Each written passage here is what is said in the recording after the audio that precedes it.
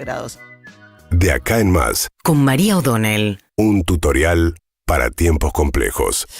Bueno, está reunido gran parte de los empresarios más importantes de la Argentina. En este caso son los directivos. Hay una reunión que es de los dueños de las empresas, tiene la modalidad de que es reservada, que se hace normalmente en Bariloche, en el Yao Yao.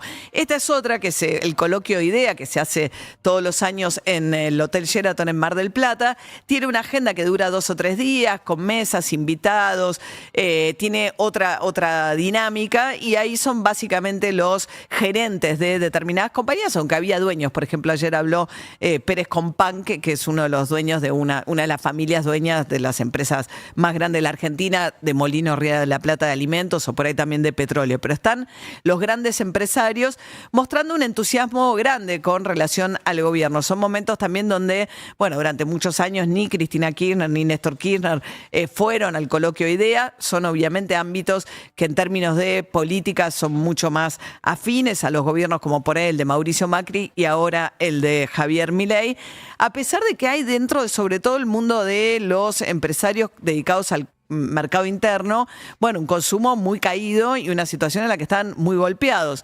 Sin embargo, la venta, ¿no? Fundamentalmente de aquellos sectores dedicados a el consumo interno. Pero así todo, hay como un clima muy favorable, un gobierno que busca un Estado chico, que promete bajar impuestos, que promete también básicamente desregular y dejar librado al criterio de cada una de las empresas la fijación de precios, como ocurre con el tema de las prepagas, etcétera. En ese ambiente muy favorable, por supuesto mucha adhesión al déficit cero, quizás la demanda que le hacen tiene que ver con salir del cepo lo antes posible. Son empresas que además no pueden girar utilidades, y en ese contexto fue Caputo el que arrancó, el ministro de Economía, el coloquio que va a cerrar Javier Milei. El año pasado había ido, pero se acuerdan que fue como una especie de reunión paralela que armó Damian Reidel, el economista muy cercano a Javier Milei. En este caso va a tener el lugar central de cerrar el coloquio Javier Milei. Y ayer en la apertura, bueno, se comprometió Caputo a atarse al mástil del superávit fiscal, haya que vetar lo que haya que vetar, planteando que la salida del cepo no se va a dar según una fecha determinada, sino que la salida del cepo se tienen que dar determinadas condiciones. El gobierno viene hablando de esto, que el gobierno no va a devaluar, nada nuevo por ahí. Quizás lo más novedoso tuvo que ver con decir públicamente que tienen que invertir. Hay una cierta hay impaciencia del gobierno porque esta simpatía no se traduce en inversiones, más allá de las que puedan venir al régimen de incentivo a las grandes inversiones, particularmente también porque está muy baja el uso de la capacidad ya instalada. Ayer dábamos con David los números, es del 60%, o sea, la caída de consumo hace que no necesites comprar maquinaria eventualmente para satisfacer la demanda en la situación en la que está hoy el consumo y el mercado interno. Pero bueno, en ese contexto lo que hizo Caputo fue un reclamo de, bueno, pongan las inversiones, es tiempo que ustedes también nos acompañen. Y habló, sí, en una modalidad, lo habíamos visto quizás a través de sus expresiones en redes sociales, pero un Caputo tremendamente agresivo respecto al rol de la oposición. Ahora que se empiezan a preocupar, mucho más que en enero, febrero, marzo, donde comían pochoclos y decían ya se van, ahora que ven que efectivamente la inflación baja y baja, que la economía empieza a recuperar, el nivel de desesperación es muy importante. ¿Por qué? Porque ya sabemos que para la oposición la política no es un servicio público, es un negocio. Saben que no pueden volver por mérito propio. El 75% de la población sabe que son una manga de delincuentes impresentables y unos burros. Burros, manga de delincuentes, impresentables, chorros. Es realmente la idea de descalificar por completo a todo aquel que no está de acuerdo con tus ideas es muy poco democrática.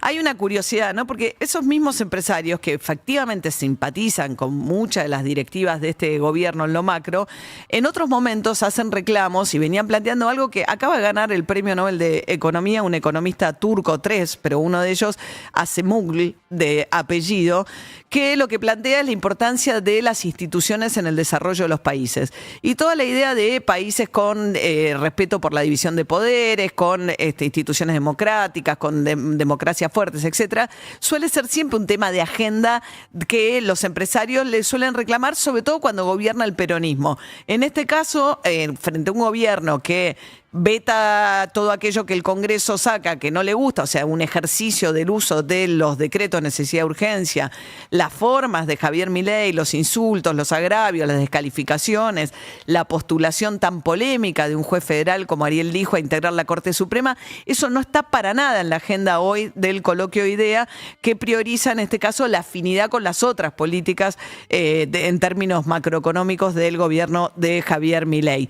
Sobre lo que dijo sobre la oposición también Caputo es que dice, bueno, que se aprovechan de ciertas causas como los jubilados, que han perdido contra la inflación, se hizo el anuncio de que no va a regir más la moratoria cuando venza el año que viene para entrar vía moratoria a aquellos que no tienen los aportes necesarios al llegar a la edad jubilatoria y que tampoco se va a actualizar la parte de la jubilación que tiene que ver con el bono, con lo cual si no hubiese una compensación, las jubilaciones seguirían perdiendo el año que viene contra la inflación las de la mínima.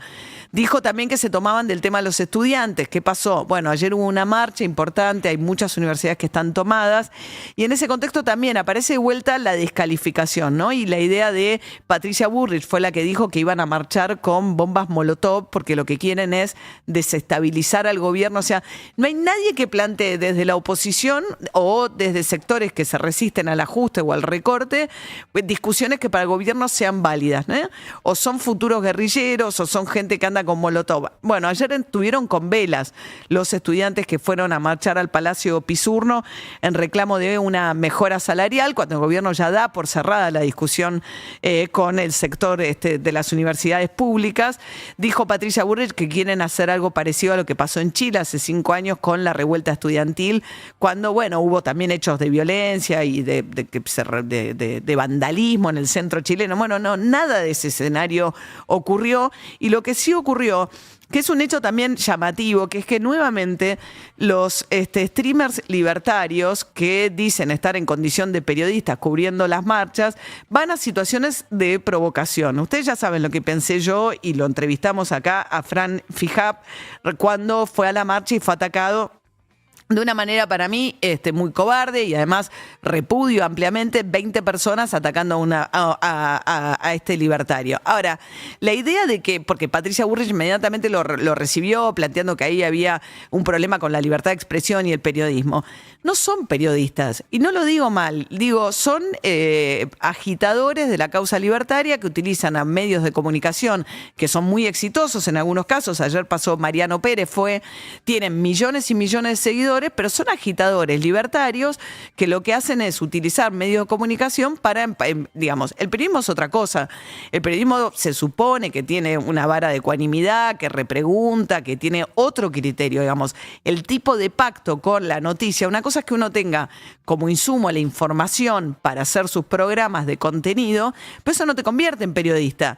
Yo creo que no hace falta, estoy en contra de la colegiación ni nada, pero la idea de que esa actividad que ellos realizan está cubierta bajo el principio de que están ejerciendo la libertad de expresión y el periodismo. La libertad de expresión es de todo el mundo y no solamente de los periodistas, con lo cual no necesitan estar amparados bajo la idea del periodismo.